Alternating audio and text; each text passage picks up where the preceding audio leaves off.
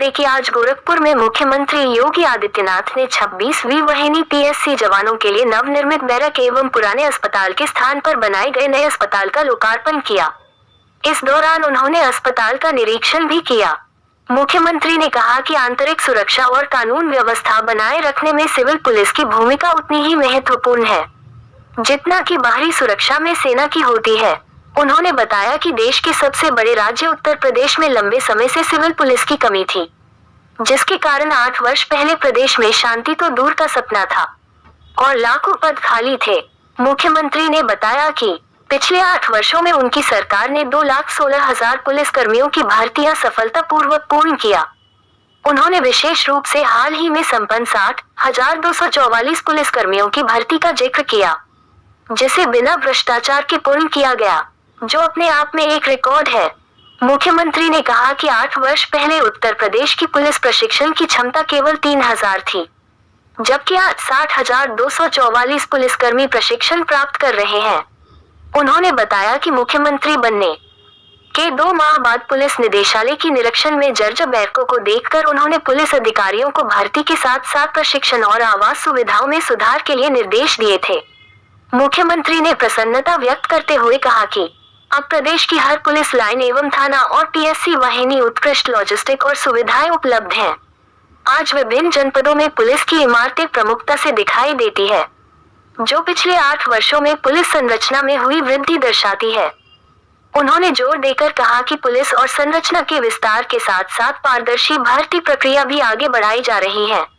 परिणाम स्वरूप जो प्रदेश कभी दंगों और माफिया राज्य के नाम जाना जाता था, आज कानून व्यवस्था में देश के लिए मिसाल पेश कर रहा है। इस अवसर पर सदर सांसद रवि किशन शुक्ला एवं ग्रामीण विधायक विपिन सिंह व कई गणमान्य व्यक्ति रहे उपस्थित। गोरखपुर से फिरोज अहमद के साथ दबीर आलम की रिपोर्ट। जिसमें पीएससी 26वीं वाहिनी पीएससी को G+11 का ये नया बैरक यहां पे प्राप्त हो रहा है।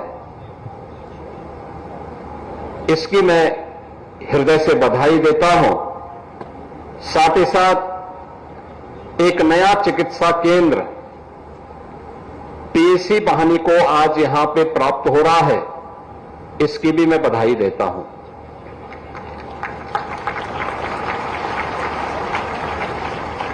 देश के अंदर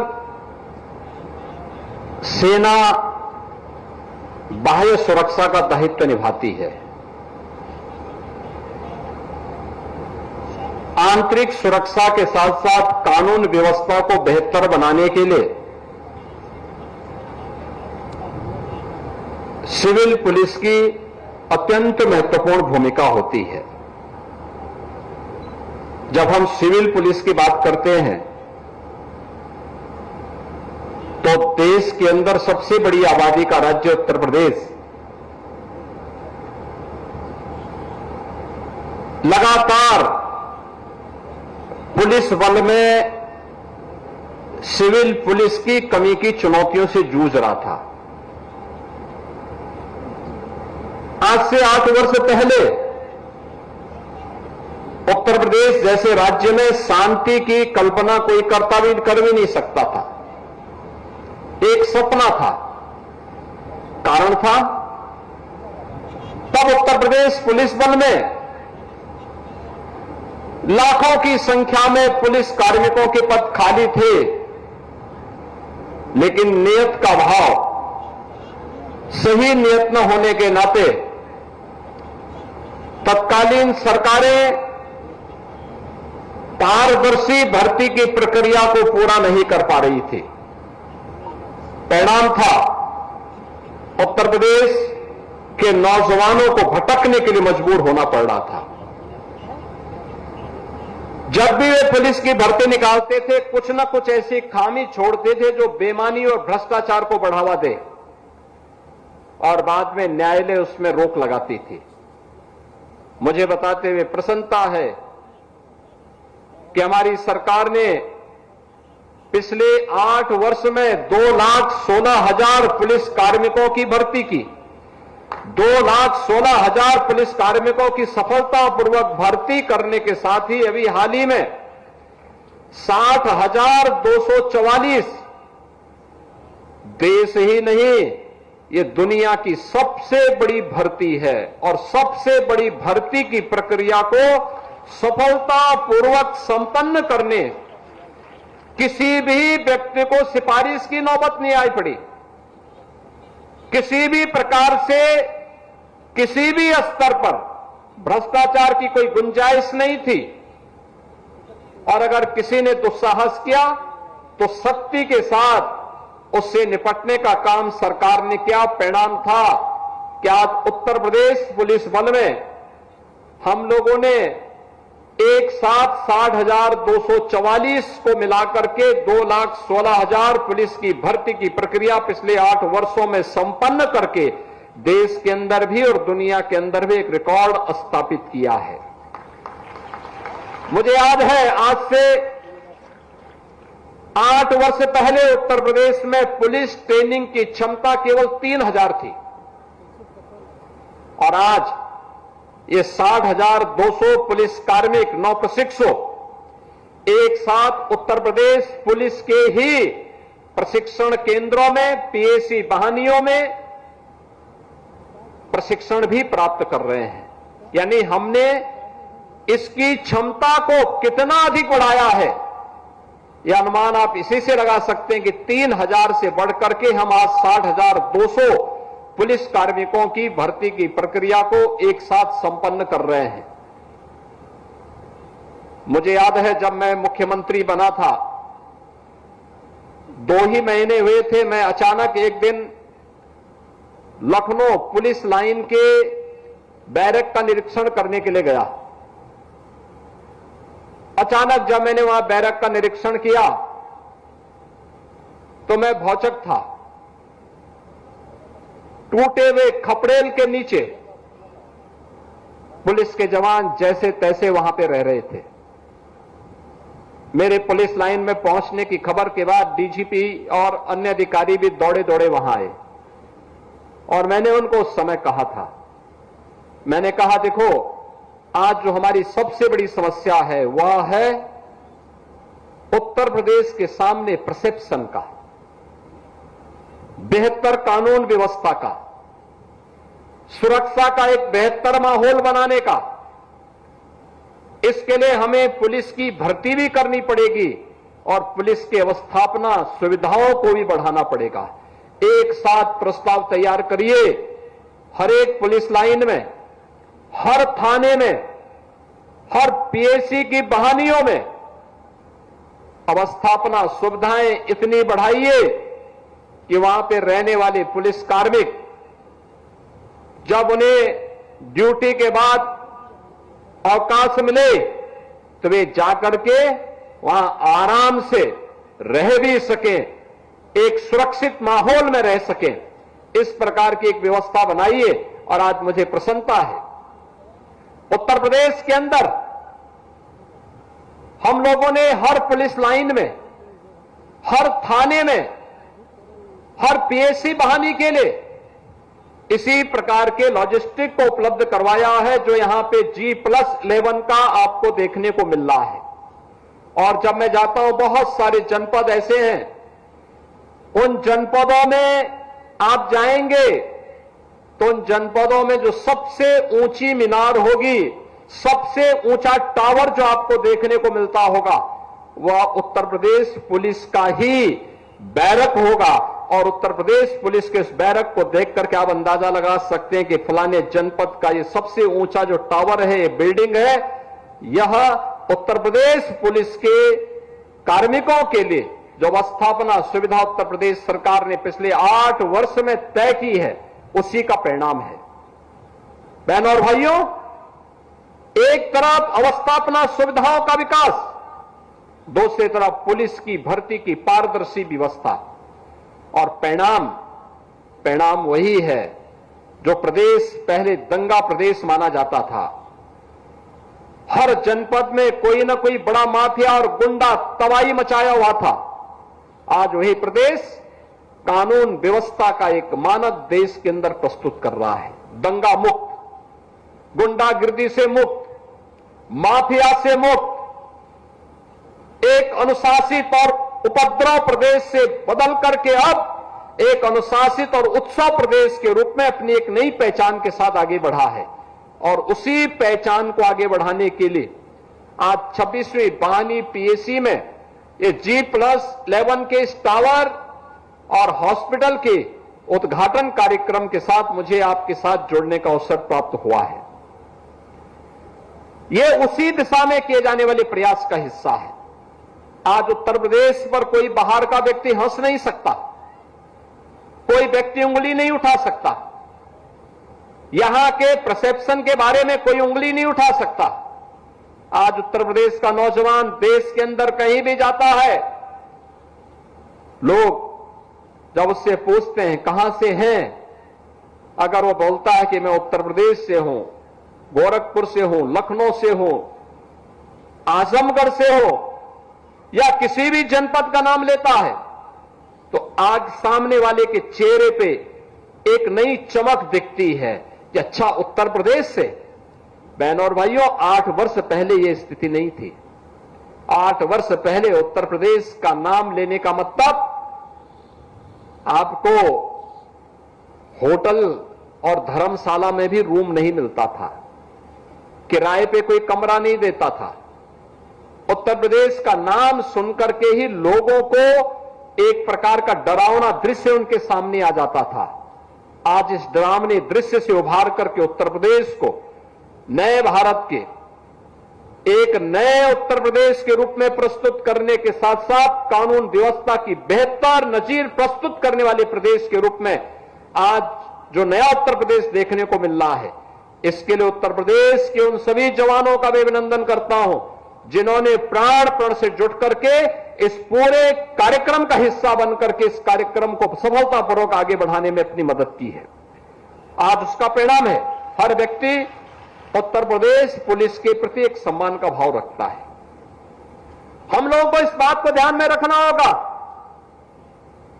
कि फोर्स की ट्रेनिंग का जो सबसे बड़ा मंत्र है वह मंत्र है कि ट्रेनिंग के दौरान जितना पसीना बहेगा, याद रखना जीवन के आगामी 30-35 वर्षों की सेवा में उतना ही कम खून बहेगा।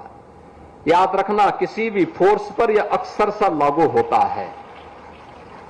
ट्रेनिंग के मंत्र होते हैं पूरी प्रतिबद्धता के साथ, पूरी ईमानदारी के साथ, पुलिस के उन सभी कार्यक्रमों के साथ जुड़ने के साथ साथ ये हमारा सौभाग्य है कि आज देश का नेतृत्व देश दुनिया के सबसे लोकप्रिय नेता प्रधानमंत्री मोदी जी कर रहे हैं। हमने जुलाई 2024 में 3 नए कानून भी लागू किए हैं। ये 3 नए कानून क्या हैं? ट्रेनिंग के दौरान हर नए पुलिस कार्मिक को इसके बारे में सीखना है। याद रखना पुलिस ने तकनीक को कैसे अपनाना है, इसके बारे में भी ट्रेनिंग के दौरान आपको ये ट्रेनिंग मिलेगी। फॉरेंसिक साइंस में क्या करना है, साइबर फ्रॉड को रोकने के लिए क्या करना है, डिजिटल अरेस्ट से बचने के लिए क्या कार्रवाई और क्या सावधानी बरतनी है, इसके लिए और मिशन शक्ति के लिए प्रदेश सरकार के द्वारा चलाई जाने वाली महिला सुरक्षा, उनके सम्मान, उनके स्वावलंबन के लिए चलाए जाने वाले कार्यक्रम के साथ महिला बीट पुलिस अधिकारी के रूप में आपके क्या उत्तरदायित्व होंगे, इन सभी उत्तरदायित्वों को एक साथ निर्वहन करने के सभी गुण इस ट्रेनिंग के दौरान आपको सीखने को मिलेंगे। इस ट्रेनिंग को उतनी ही प्रतिबद्धता के साथ लेके चलना है जितनी प्रतिबद्धता के साथ इस ट्रेनिंग के बाद आगे के जीवन के सेवा के वे क्षेत्र के जो पग पग पर आपके सामने चुनौतियां भी प्रस्तुत करेंगी और जीवन के सुनहरे अवसर भी जो आपको आपके कार्य के लिए सम्मानित करने का एक अवसर होगा, उससे भी जोड़ने का एक अवसर होगा। आज के इस अवसर पर मुझे यहां पे पीएसी 26वीं बहानी में आने का अवसर प्राप्त हुआ। अंदर बड़ा कैंपस है, अच्छा यहां पर लोगों ने पहले से ही बहुत यहां के पूरे वातावरण को बेहतरीन बनाने का प्रयास किया है हमारा प्रयास होना चाहिए। फोर्स दिन भर ट्रेनिंग नहीं होगी, दिन भर आपकी क्लासेस भी नहीं चलेंगे। हमारा प्रयास होना चाहिए, कुछ कार्य ऐसे निकालने चाहिए जो आपके उस ट्रेनिंग के दौरान की स्मृतियों को ताजा कर सके, बता सके, लोगों की स्मृतियों बना रहे।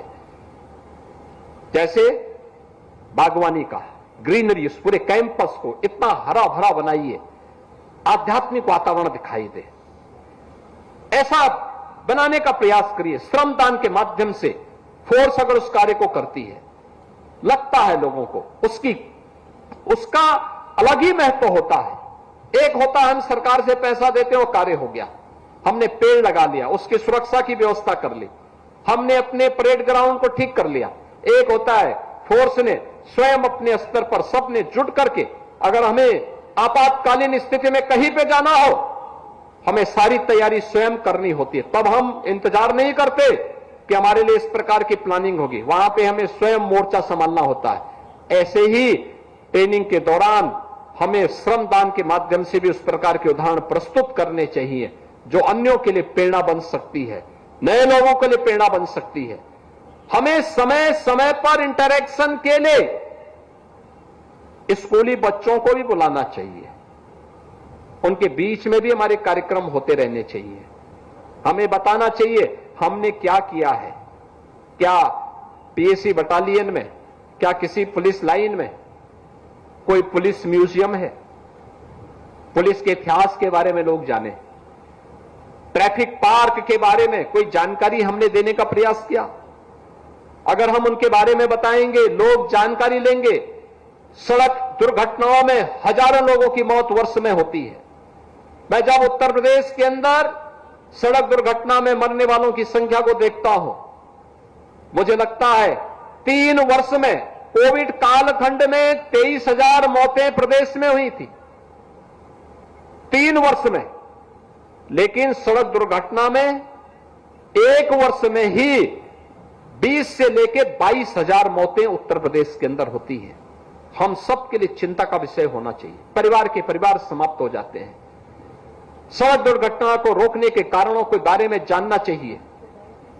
कहां पे ब्लैक स्पॉट है, कहां ओवर स्पीडिंग है, कहां नशे में लोग गाड़ी चलाते हैं, कहां ट्रैफिक के नियमों का उल्लंघन करते हैं।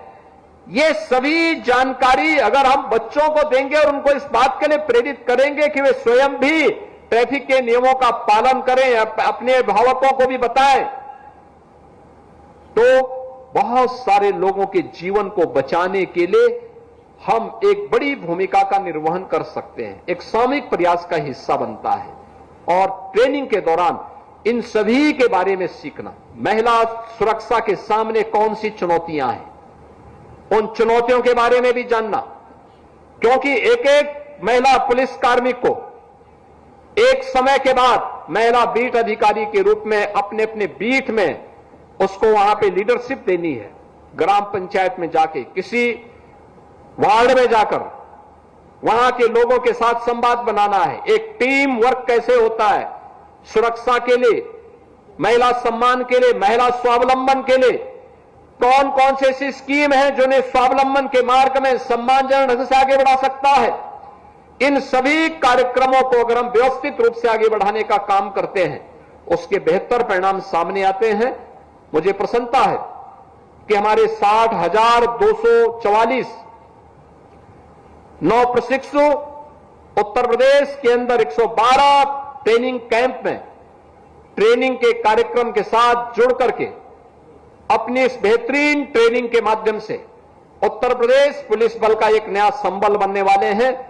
आप लोग जब उत्तर प्रदेश पुलिस बल का फील्ड यूनिट के साथ जुड़ेंगे, सिविल बल में कोई पीएससी में जाएगा, कोई अलग अलग केंद्रों में जाकर के अपनी सेवाएं प्रदान करेगा, उस दौरान ट्रेनिंग के अनुभव का लाभ उन सभी को प्राप्त होना चाहिए। आज के इस अवसर पर 26वीं बहानी के इस G+11 नए टावर के लोकार्पण और नए हॉस्पिटल के लोकार्पण कार्यक्रम के अवसर पर मैं पीएससी परिवार को, उत्तर प्रदेश पुलिस बल को हृदय से बधाई देता हूं, अपनी शुभकामनाएं देता हूं और मुझे विश्वास है कि आप सभी लोग उत्तर प्रदेश को सर्वोत्तम प्रदेश बनाने की दिशा में किए जाने के लिए किए जा रहे प्रयास को और प्रभावी ढंग से आगे बढ़ाने का कार्य करेंगे। आप सबके प्रति मेरी मंगलमय शुभकामनाएं हैं।